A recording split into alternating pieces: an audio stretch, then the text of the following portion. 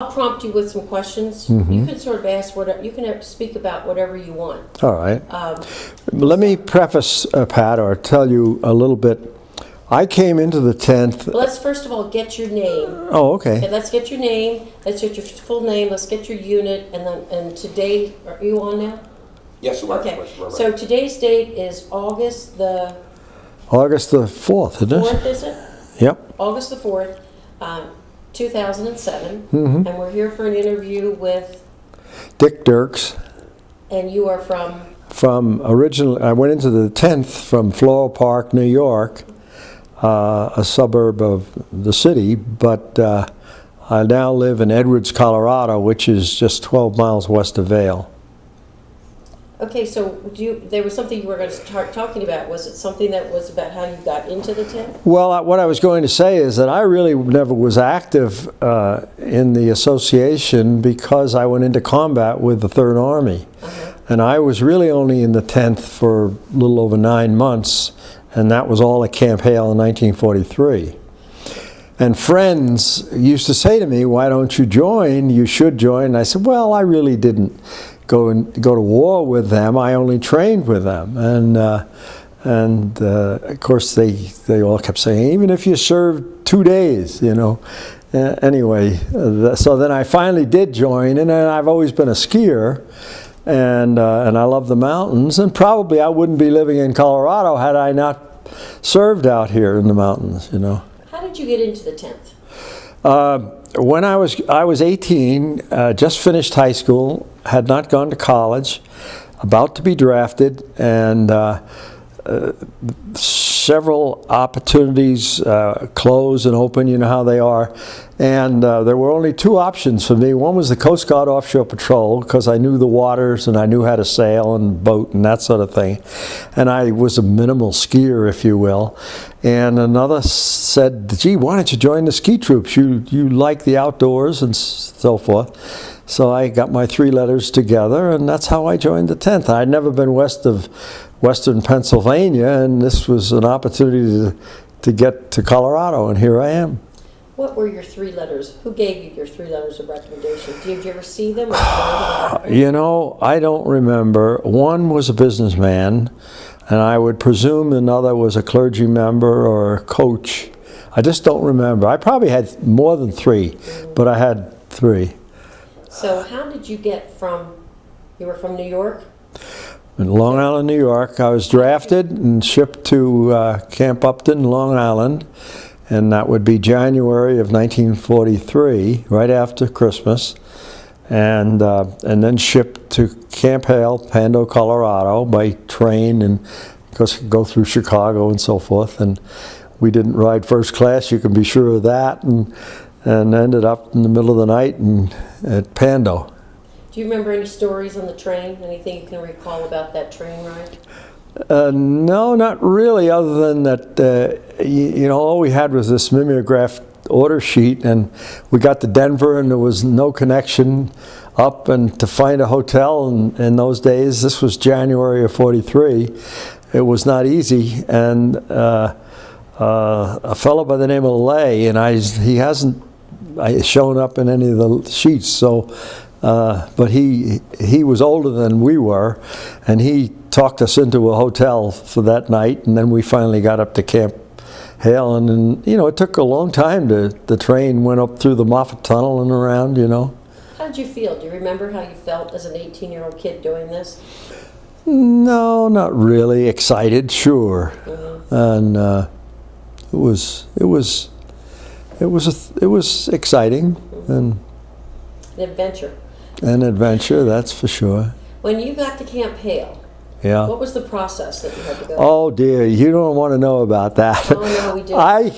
I got to Camp Hale in the middle of the night with 103 fever, chills, bitter cold, and turned out I had scarlet fever. And the government, if you have scarlet fever, they insist that you're hospitalized for a certain period of time, and in due course, in probably a week, I was feeling great, and they wouldn't allow me out of the hospital. And there's I learned at an early age what the term institutionalized means. It's terrible.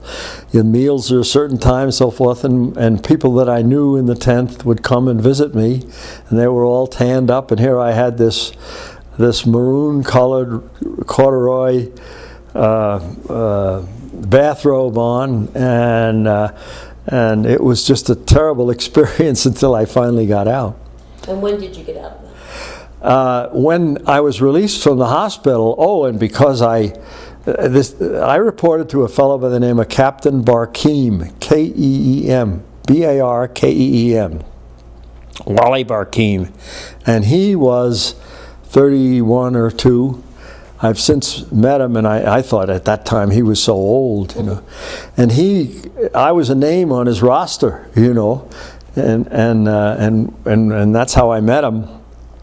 And they put me on light duty, and light duty was KP, and that meant you reported to the kitchen at 3 in the morning, and the unit was going on the firing range. Well, it would have been a lot lighter duty to go on the firing range and fire a weapon than it was to be on your feet all day in the kitchen. That was quite an experience, I'll tell you that. Now, this man was with 86L? The unit, the 87th came from Fort Lewis, as you know, and that was the cadre unit of the 10th. Okay. And it wasn't really the 10th at that time, it was just the ski troops, or the mountain troops, if you will. And the unit that I was assigned to was called B Prime. And that the 86th, that was the forerunner of the 86th, and then that became the 86th. Then later on, the 85th was formed. And did you stay in the 86th? I stayed in the 86th, correct. And then, was it 86? What was the company? E. Oh, 86E was your company. Yep. And so when you were in KP, you were a KP with 86E? Yes. Okay. And who were your commanders? Who was your company commander and your... This Captain Barkeem. Oh, he was... He was the company commander, and a sergeant by the name of Hanu Tismaki, who was killed in action, was our squad leader at that time. And he later became a master sergeant. Well, so you were there in 43. Yes. And so... when was the D series, or what happened between the... The D series was later in 44, and I missed the D series. Our training consisted of course, the firing range and the normal basic training, and we had several weeks of rock climbing, and we had to learn how to pack mules, and naturally the skiing up at Cooper Hill. And in the course of learning to work with the mules, if you've ever, a mule, you know, they'll take the best course on the trail, and you're fighting them all the time. And I can remember the planes coming around, the Air Corps flying in these fighter planes and buzzing us, and I thought, this is a hell of a way to fight the war. And there was an opportunity to go down to Denver and take tests to go into the cadet program. And I took the tests, and I was accepted. And there were a number of men that came from the 10th into the Army Air Corps, aviation cadets. Those that qualified could stay in the cadet program to learn to fly or bombardier or whatever. And that was the program that I was in. But like so many things in the military, they found out they had way too many pilots, and so they were going to send us back to our unit, and we had a letter from General Arnold thanking us for our service and so forth. I was at Albion College in Michigan at the time, and had all these fancy uniforms, you know, and we were the only men on campus, and it was quite a life. We were busy, of course, but I could go back to the 10th, but the 10th at that point was now at Swift in Texas. And my friends that I kept in touch with said, don't even think of coming here. They don't know what they're going to do with the unit. The morale is terrible, etc. So those of us that were still together from the 10th, we said, well, let's just let the chips fall where they may. And I was assigned to went to Camp Shelby in Mississippi, Hattiesburg, Mississippi. Terrible place also. And it was a new division, a 65th Infantry Division. And I was assigned to the 261st Regiment of that. And I was in headquarters company. I was in regimental INR platoon. And that's the unit that I went into combat with and served with until the end of the war. And where did they go? We landed in Le Havre about the same time that the 10th landed in Italy. And ironically enough, I ended up in Austria, not too far from where the 10th was in northern Italy, you know. But we landed in Le Havre and then fought up through Metz, Sarlat, and Saarbrücken, Central Europe. And when the war ended, we were right on the Danube in a little town called Enns, E-N-N-S. And there's a 10th guy by the name of Dick Kaufman who ended up in the 65th with me. He came from the same story through the cadet program, though we weren't in the same part of the Air Corps. And he married a young lady from Austria, whom I saw last night. They live here in Denver. Well, did you ever regret that you left the 10th, or did you ever, while you were there in France, did you ever? Not really,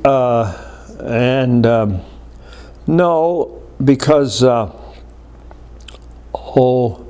10th was a high caliber group of men, without a doubt, and I had a lot of camaraderie and friendship with them. And during that span of 44, 45, I was happy in the Air Corps. It was great, you know, and in college, and then the next step would have been to start flying. So I didn't regret leaving, and I certainly didn't want to go to Swift. They warned me about that. So I don't know that I regret, but I don't regret having been in them, because I wouldn't be here today and living in Colorado had I not served at Camp Hale. Well, let's go back to your days at Camp Hale. Yes. Let's talk about leave. I don't know. I'm sorry? Let's talk about what you did on leave. Did you ever have time off? Oh, sure. Yeah, we were given every other weekend off, and unlike most military units, we were given a long weekend because of the isolated nature of the camp, and if we had the money, if I had the money, I went to Denver. But if I didn't, I went to Glenwood Springs. Leadville was off limits at first to us. We weren't allowed in Leadville because of the ladies of the evening up there, you know. And finally, when they lifted that restriction and I went up and had a couple beers, I went back to the PX. It wasn't much of a town anyway, you know. Well, when you say that you had enough money, how much money would you have spent if you went to Denver, and what would you have spent it on? Well, if I went to Denver, they talk about going to the Brown Palace. Well, heck, I didn't have enough money to go into the lobby of the Brown Palace. But I'd stay either at the YMCA or the Denver Athletic Club. And my father belonged to the New York Athletic Club, and I could get into the DAC when they had accommodations. And what would that cost you? Oh, gosh, I can't remember now. But the YMCA was also very reasonable. And that's where I'd stay in Denver. But Denver was quite a ways away. And there was a fellow by the name of Dahl that used to take me down. He had a brand new convertible. And I just read in the Blizzard that he died. But, and I've seen him at reunions. But then I chipped in and bought a 37 Ford with 3 other men, $25 a piece. We bought a 37 Ford. The thing ran like a Swiss watch, but we couldn't get tires. And as I told you, we were off every other weekend, so let's say you and I would take it one weekend and bring people down and get money from them for the trip. And we would spend our time buying tires and wheels, and we'd have 3 and 4 flats on the way to Denver, over Loveland Pass, a dirt road, no guardrails, you know. And we soon realized that we better sell the car, and we did, and liquidated our partnership. Were those the days where you had those little tiny tires that were like... No. No, No, the 37 Ford was more of a... Like today? Yeah, very much like the 37, not too dissimilar from the cars we had right after World War II. If you remember when they started production, civilian production, they pretty much used the same dies, so the cars were the same. So you would go down to Denver and you'd stay at the Y. We'd stay at the Y and go and meet somebody and maybe, pardon me, get invited to the Denver Athletic Club or the Denver Country Club and go swimming, go to Lakeside Park and the YMCA. And did you ever meet any girls down there? Did any of your friends have... We did, yeah, you know, we did, but not, you know, it was every other weekend.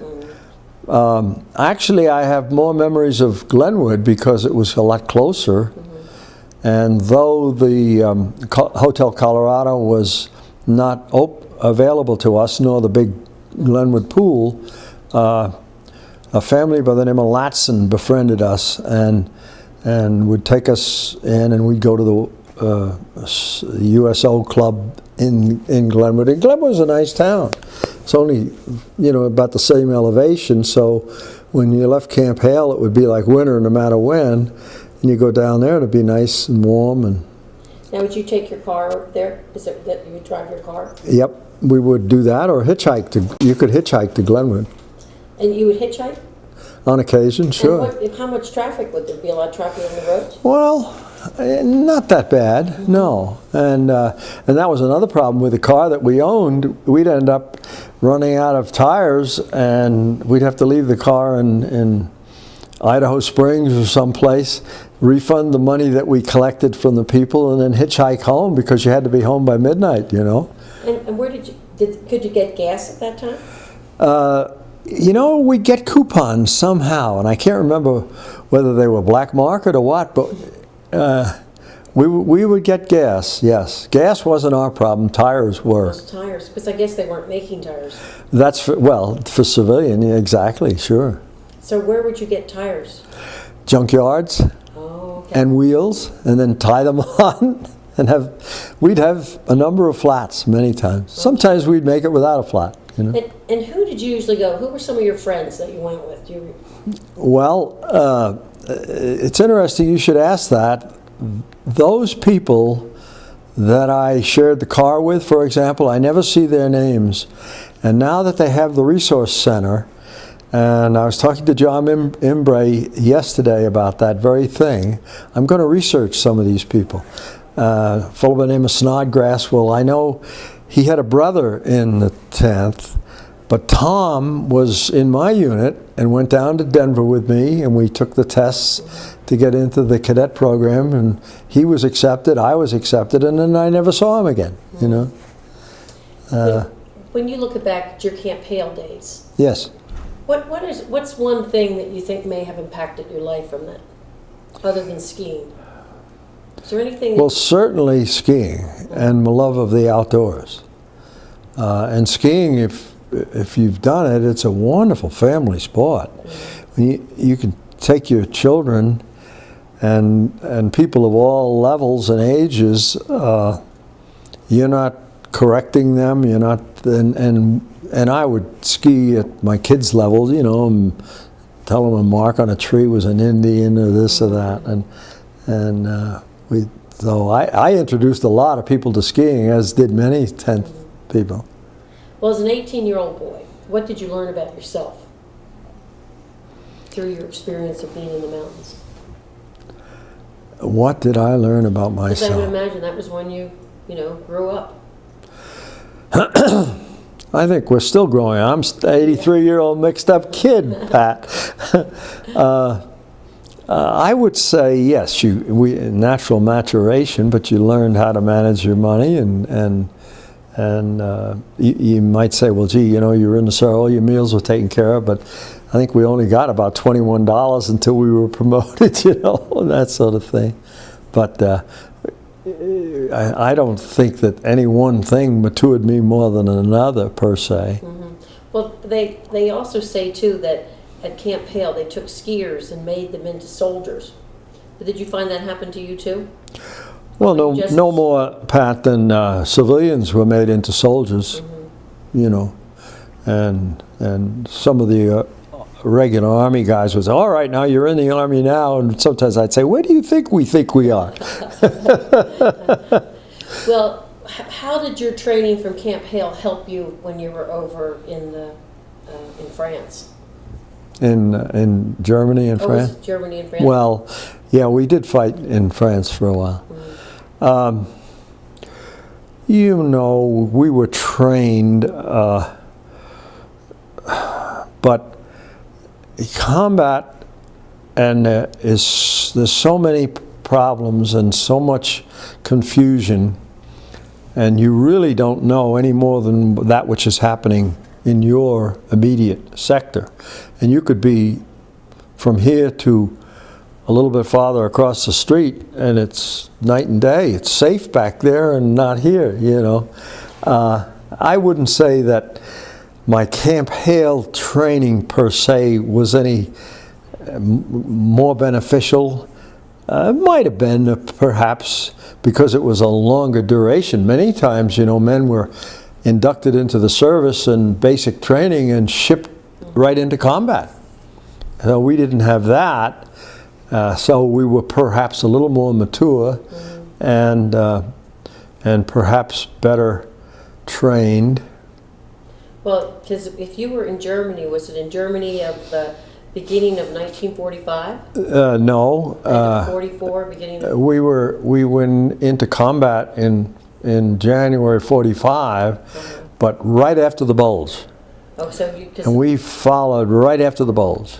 And so the weather then was under winter conditions. Did your training in Hale help you deal with? Well, in a way, we landed in Le Havre, and we were moved to a staging area called Lucky Strike, and it was a captured German airfield, but hadn't been paved.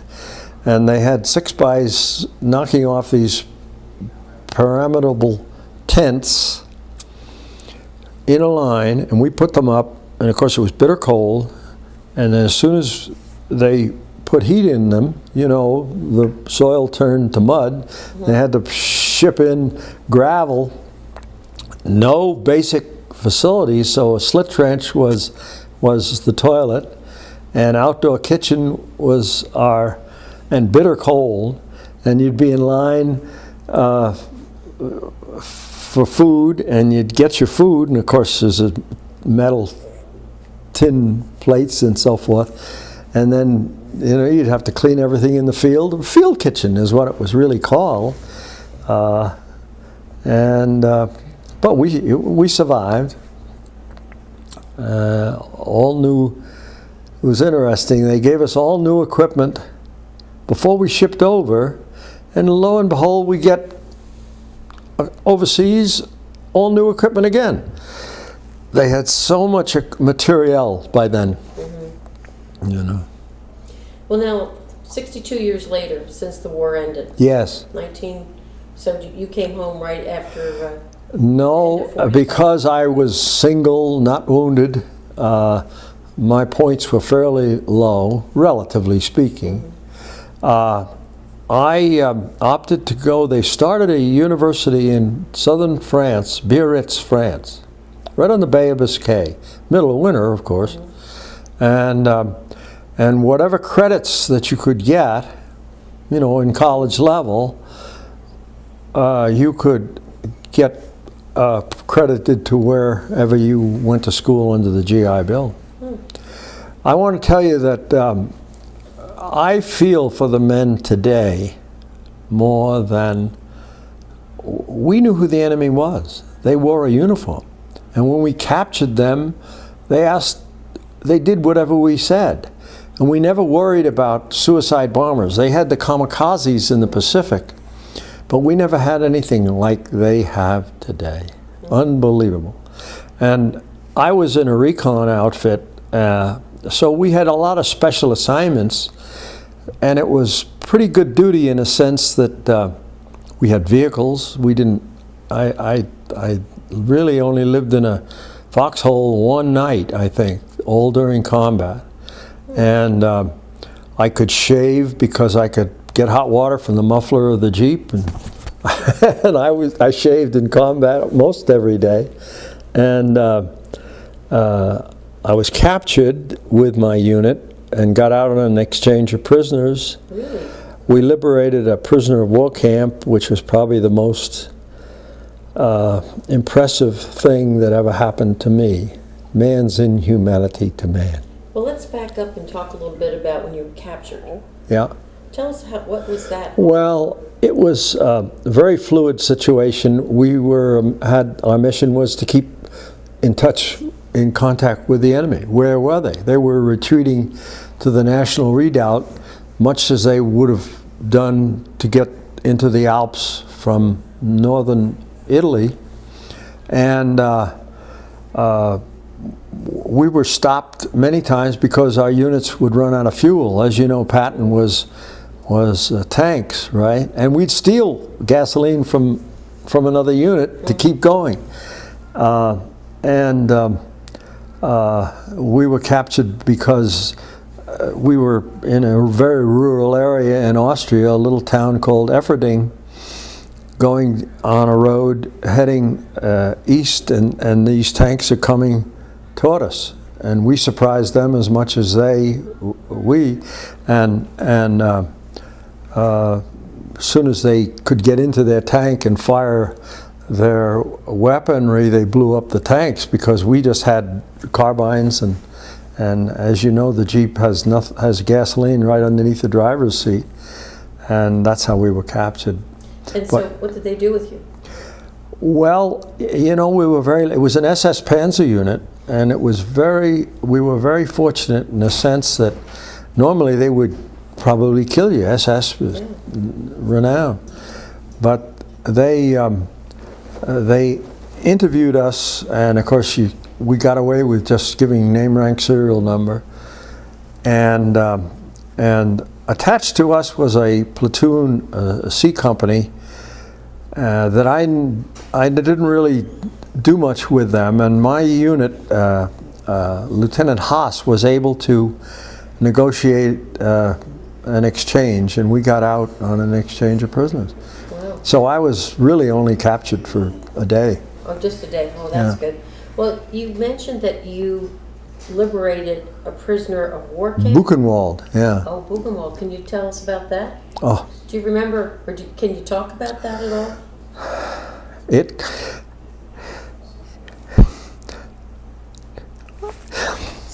That's difficult. Do you remember the date that was? You know, I don't remember, but I have it because there's books written about it. Yeah, so that would have been sometime in 40, it would have been... April, just before the end of the war. April of 40. We came into this little town, and the guards must have known that our unit was coming in, and they fled. And those men that were ambulatory came and begged, and we gave them whatever we had. You know, we had our field rations, and we gave them food, and that was the worst thing. That's right, because they couldn't digest it and assimilate. And where were these people from? They were from Poland and Yugoslavia. I didn't really get much chance to speak to them, other than saw them and got into the camp and saw the eyeglasses piled up and the ovens. Yeah, so these were Jewish. These were Jews. I'm sorry? Were these prisoners of war or Jews? Well, there were many Jews. Oh, sure. Yeah. Sure, yeah. But were there American prisoner of war? No. No. No Americans whatsoever. And it gave me a little different feeling for the Germans because I myself have a Germanic background and Kartoffelkuchens and things that my family would make, you know. But when I came home and told them, they wouldn't believe it. They couldn't believe it. And it was a terrible thing. And you wonder, did you ever wonder how they could have done that? Sure. And I said that to the civilians. You know, we would take over a town many times and stay in the houses, right? And the people would leave. That was one thing about the Germans, you know, we'd capture a town and we'd order them to put all their weaponry in the, you know, these little squares in Europe. And they did. They really did, you know, and I never, we were always careful about snipers and moving at night through a town, but really, we were lucky. Yeah, you were lucky. We were very lucky. And when did you come home? Pat, I think I got home in January of 46. January 46? Might have been a little later, February, yeah. And you went to New York? We landed in the ship came in at night, and you'll get a kick out of this in a sense that I called down the next morning because I didn't recognize where we were, and I said, "Where are we?" And the fellow says, "Jersey City, New Jersey." Jersey. And I said, "They don't speak English here either." So what happened then? You would have gotten off the ship and you would have gone right home, or? Oh no. We were shipped down to Fort Dix in southern New Jersey, and processed there. And an interesting thing about that, I had been down at this American university in Biarritz, and I really was sick. I'd have the runs and then I wouldn't, and I just didn't feel good, but it didn't feel bad. And we were living in luxury hotels and things. Well, anyway, finally, when I got to Dirkes, they said to me, "You're not going anywhere." And I said, "What do you mean?" He said, "Well, you have a amoebic dysentery." And I really looked like some of the concentration camp prisoners by then. I was so skinny, and I was furious. I said, "Here are my dog tags. You can flush them down the toilet. I'm going home." And anyway, I did go home. And I wasn't home an hour, but what the Board of Health was at the door, and I had to go to the doctor, and I was fortunately cured, and I've never really, well, I had a few little relapses, but normally, you know, not normally, but many times people cannot be cured of amoebic dysentery, and I was fortunate that. And I'm fairly healthy today. It was ironic. You were sick going in, and you were sick going Isn't that the truth, huh? I never thought about that, and I'm healthy, you know. Yeah, and spent the rest Well, you know, a lot of men, not a lot, but a number that were in the hospital with me at Camp Hale also had scarlet fever. And I don't know why or where we got it, but... because it's highly contagious. Yes, it is. Yeah, so Yeah. it's interesting. That's why they isolated us at the hospital. So what did your mother say when she saw you so thin when you returned home? Do you remember? Oh, God. They came to Dick to see me, and that's quite a distance. And how old are you now? Now you're 19. 20? No, 20. 20? Yeah, 20. Yeah. Yeah, 20. I was born in 24, so I was probably 21. Yeah. Yeah. And so here you are, looking like you were starved the whole time. Yeah. Yeah. Well, you know, they were so happy that I was home and not wounded or killed, or this or that. Yeah. And we were very lucky.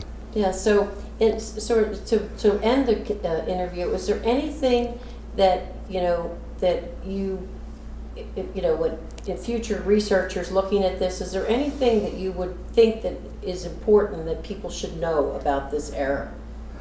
You know, because these interviews will be viewed by people in the future, 50 years from now. What is something that a lasting thing that you would like someone to take away from your experience?